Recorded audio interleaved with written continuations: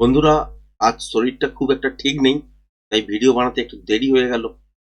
যাই হোক, গতকালকে আপনাদের সাথে শেয়ার করেছিলাম যে বাজার ওপর থেকে তলার দিকের জন্য বেশ কিছুটা মুভ করবে।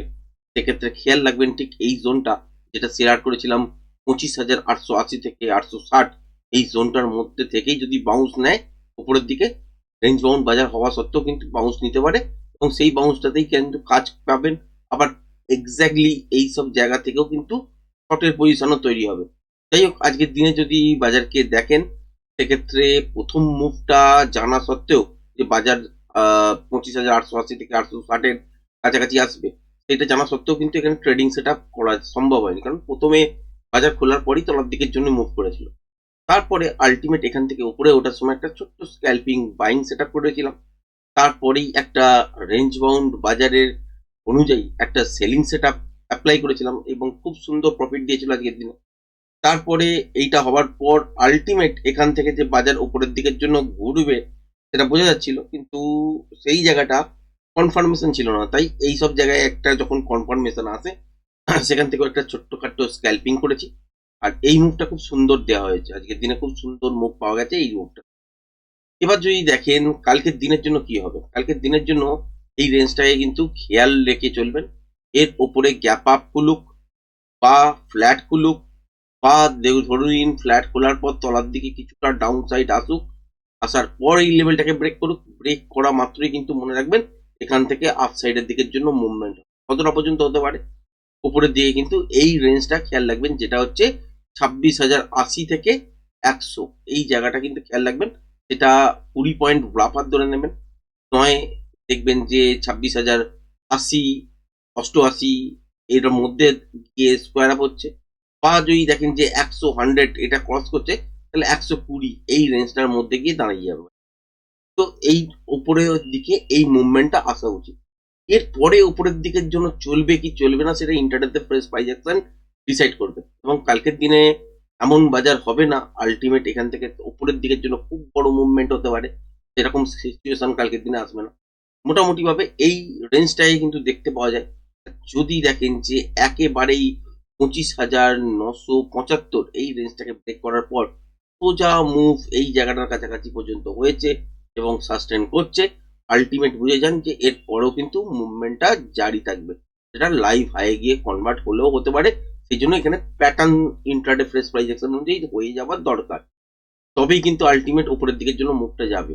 আদারওয়াইজ এখান থেকে মুভটা, এখানে যদি রিভার্সাল প্যাটার্ন তৈরি হয়ে যায়, আলটিমেট এই মুভটা আবার তলার দিকের জন্য শিফট, এরকম ভাবে কিন্তু চলতে থাকে। এবার যদি কোনো কারণে দেখলেন আর উপরের দিকের জন্য ফ্ল্যাট খুললো, তলার দিকের জন্য এলো, ওপরের দিকের জন্য ট্রাই করলো, কিন্তু 25,975 ব্রেক করলো না, তাহলে কিন্তু খেয়াল রাখবেন এই লেভেলটা ব্রেক করা মাত্র সেলিং সেট আপ চালু হয়ে যাবে, যেটা হচ্ছে 25,916। আর যদি মর্নিং এর দিকেই দেখেন যে বাজার গ্যাপ আপ খুলেছে কিন্তু এই রেঞ্জটাকে ব্রেক করতে পারেনি, ছোট্টখাট্টো গ্যাপ আপ হয়েছে বা ফ্ল্যাট খুলেছে, বা ছোটখাটো গ্যাপ ডাউন হওয়ার পর উপরের দিকে বারবার ট্রাই করছে, হয়নি, তাহলে স্ক্যাল্পিং ট্রেড একটা বেরোতে পারে ইন্টারডে সুইং লো ব্রেক করলে। সেখানে কিন্তু খুব বড় মুভমেন্ট কিন্তু তলার দিকের জন্য মুভ করতে পারবে না। এই জন্যই বলছি যে যদি দেখেন যে গ্যাপ ডাউন বাজার খুলেছে, খোলার পর দেখলেন যে উপরের দিকের জন্য একটা বাউন্স নিয়েছে, তারপর দেখলেন যে উপরের দিকে সাস্টেন করতে পারছে না, তলার দিকে 19,916 ব্রেক করেছে, তাহলে কিন্তু শর্টের পজিশন তৈরি হবে। কিন্তু চান্সেস কি আছে এখান থেকে আপসাইডের দিকে যাওয়ার জন্য, এটা কিন্তু প্রথম, মানে গ্যাপ আপে বাজার খুলতে পারে, আমি গ্যাপ ডাউন দিয়েছি, তো এরকম গ্যাপ ডাউনেও খুলতে পারে, ফ্ল্যাট খুলেও তলার দিকের জন্য আসতে পারে। খেয়াল রাখবেন 25,915-16 এই লেভেলটা কোনোভাবেই ব্রেক করবে না, এটা খেয়াল রাখবেন। আর যদি দেখেন যে গ্যাপ আপ হয়েছে, তাহলে ডিপ ছোটখাটো নিতেই পারে, নেওয়ার পর দেখবেন যে 25,975 এই লেভেলটাকে ব্রেক করে সাসপেন্ড করছে কিনা। যদি করে তাহলে হচ্ছে 26,080 থেকে 26,120 এই রেঞ্জটার মধ্যে কিন্তু বাজার একটা মোমেন্টাম কালকের দিনে দেবে, এবং সেই অনুযায়ী কিন্তু কাজ করা উচিত এবং সুন্দর মোমেন্টাম পাওয়া উচিত, এবং আপসাইডের দিকের জন্য হওয়ারই চান্সেস কিন্তু মানে 100% তো বলবো না, মোটামুটি ম্যাক্সিমাম এইটুকুনি বলবো। আর ডাউন সাইডের দিকে যদি কোনো কারণে দেখি যে বাজার তলার দিকের জন্য গ্যাপ ডাউন খুলেছে, এই রেঞ্জটাকে ব্রেক করে দিয়েছে, এই তলার দিকে সুইং লো ব্রেক করছে, তখন ট্রেডিং সেট আপ হয়তো শুরু হবে, কিন্তু এটা হওয়ার চান্সেস কিন্তু কম। কারণ যেরকম ধরনের প্যাটার্ন আপনাদের সাথে গতকালকে শেয়ার করেছিলাম, সেই প্যাটার্ন অনুযায়ী এখান থেকে কিন্তু আপসাইডে মিনিমাম এত দূর পর্যন্ত আসা উচিত। এরপরে যদি বাজারকে উপরের দিকে আরো যেতে হয়, মানে এই হাইটার কাছাকাছি পর্যন্ত যেতে হয় বা লাইভ হাইয়ের দিকে পৌঁছতে হয়, তাহলে এখানে ইন্ট্রাডে ফ্রেশ প্রাইস অ্যাকশন অনুযায়ী কন্টিনিউশন প্যাটার্ন তৈরি হবে এবং সেই রেঞ্জ অনুযায়ী তখনই বুঝতে পারবেন যে আলটিমেট কত দূর পর্যন্ত বাজার উপরের দিকের জন্য যেতে চাইছে। মোটামুটি যদি সিঙ্গেল মুভ ধরেন, মর্নিং এর দিকের যদি মুভ ধরেন, এই 25,975 এই রেঞ্জটার ওপরে গিয়ে সাস্টেন করে যাওয়া মানে আলটিমেট 26,080 থেকে 120 এই রেঞ্জটা কিন্তু দেখতে চলেছেন আশা করব। ব্যাংক নিফটির ক্ষেত্রে যদি দেখেন সিচুয়েশন কি আছে, বাজার এখান থেকে ওপরের দিকের জন্য মুভ করেছে, সুন্দর একটা স্ক্যাল্পিং মুভ এখান থেকে আমরা ক্যাপচার করেছি। তার আগে সেলিং সেটআপেও কাজ করেছি, বাইং সেটআপেও কাজ করেছি মর্নিং। তো এখানে যেরকম ধরনের 5 মিনিটের টাইম ফ্রেম অনুযায়ী বাজার মুভ করছে, গতকালকের ভিডিও তো আপনাদের সাথে শেয়ার করেছিলাম ঠিক এই লেভেলটাতেই, যেটা হচ্ছে 58,720। 58,720 এক্স্যাক্ট তো আসেনি, কিন্তু আশেপাশে মোটামুটি চলে এসছে। লাইনটা ড্র করলেই বুঝতে পারবেন। তো এই জায়গাটা যেখানে লো হয়েছে সেটা হচ্ছে আপনার 58,740 এই জায়গাটার কাছাকাছি। এখান থেকে আপসাইডের দিকের জন্য একটা মুভমেন্ট দেখেছেন স্ক্যাল্পিং আকারে, তারপর তলার দিকের জন্য ডিপ দেখেছেন, আবার উপরের দিকের জন্য মুভ দেখেছেন।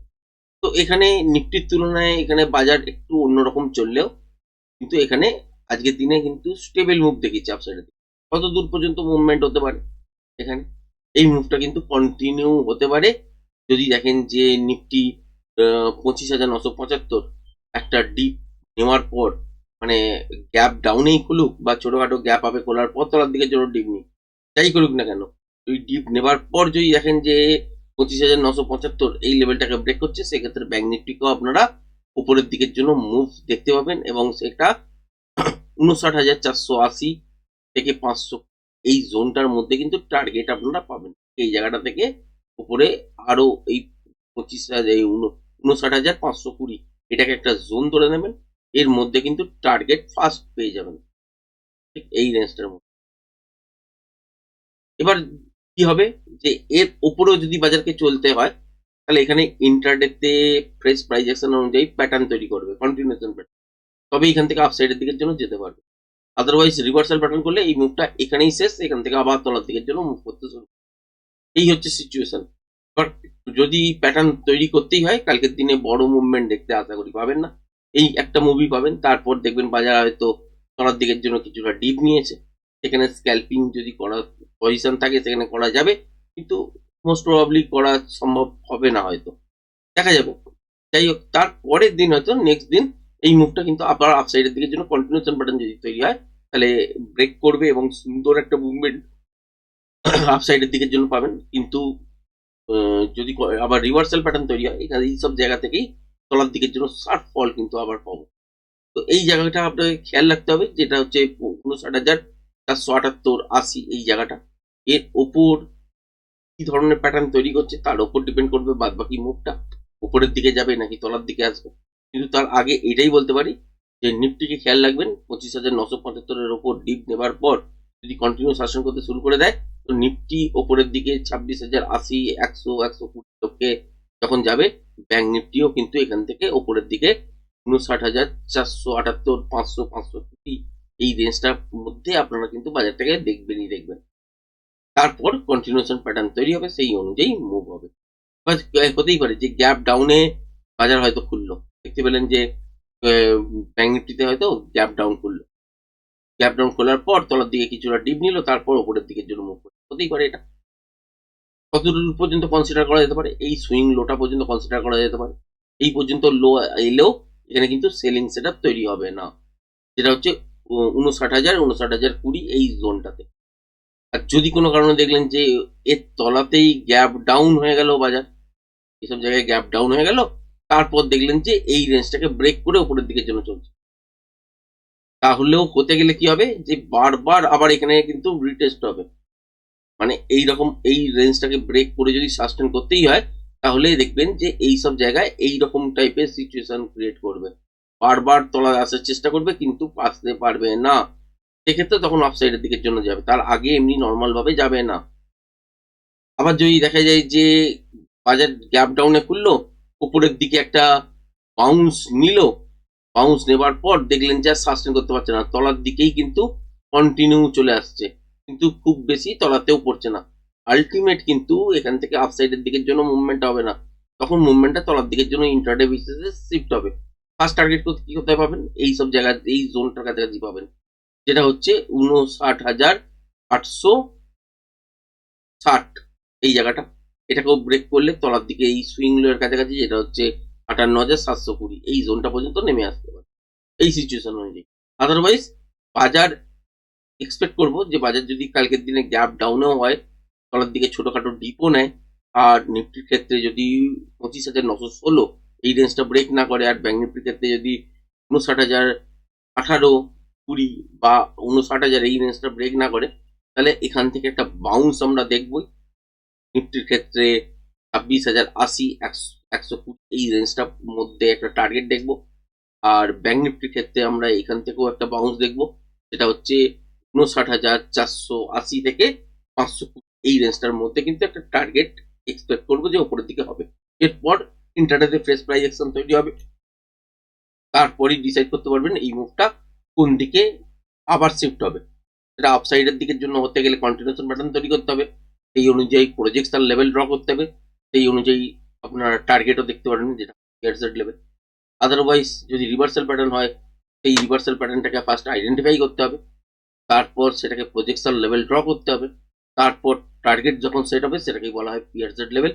সেই এক্স্যাক্ট যখন জায়গাটা চলে আসবে তখন দেখতে হবে যে বাজারের মধ্যে নয়েজ কিরকম। নয়েজ যদি কম থাকে তাহলে অপশন বাইং করার জন্য উপযুক্ত, নয়েজ যদি বেশি থাকে তাহলে কিন্তু মুভটাও একদিনে পুরোটাই হয়তো গ্র্যাপ করবে না, তো সুতরাং ওই জায়গাটা অ্যাভয়েড করে চলতে হয়। তো এরম ভাবেই কাজ করতে হয়। আশা করছি বুঝতে পারলেন যে কিরম ভাবে রিয়েল ট্রেড কিভাবে নেওয়া হয়, জিনিস দেখা হয়, কিছুটা আইডিয়া দেওয়ার চেষ্টা করলাম। আর যারা যারা শিখে করছেন তারা তো বুঝতেই পারছেন আশা করি, আর যারা না শিখে শুধুমাত্র ভিডিও দেখছেন, তার বেসিসে ট্রেড করার চেষ্টা করছেন বা অন্যান্য কোনো জায়গা থেকে ইনফরমেশন কালেক্ট করে আলটিমেট প্রফিটেবল কোনো দিনই আপনারা হবেন না। এই জন্য প্রপার ওয়েতে স্টাডি করার চেষ্টা করুন, দেখুন, জানুন, জিনিসগুলোকে নিয়ে ব্যাক টেস্ট করুন, দেখুন লাইভ মার্কেটের মধ্যে যেগুলো যেগুলো শিখছেন কিনা, লাইভ প্রুফ পাচ্ছেন কিনা। আর লাইভ প্রুফ দিয়ে যদি আপনি শেখেন, আলটিমেট আপনার কনফিডেন্স বাড়বে, সেগুলোকে আপনারা ব্যাক টেস্ট করতে পারবেন রেগুলার। রিয়েল ট্রেড না করে সেটাতে আপনারা পেপার ট্রেড করতে পারবেন, এবং পেপার ট্রেড করার পর কনফিডেন্স যখন বিল্ড আপ হবে তখন ক্যাপিটাল কিন্তু ডিপ্লয় করতে হবে। এরকম ভাবেই কিন্তু স্টাডি করতে হয়, এছাড়া কিন্তু শর্টকাট কোনো ওয়ে নেই। আর শর্টকাট ওয়ে যদি খোঁজেন তাহলে তো ভালো, আপনারা নিজেদের ভালো করেই জানেন, যারা যারা না শিখে করছেন আলটিমেট প্রফিটেবল কিন্তু হবেন। যাই হোক, সেটা আপনাদের ব্যাপার। তো আজকের ভিডিওটা এই পর্যন্তই রাখছি, ধন্যবাদ।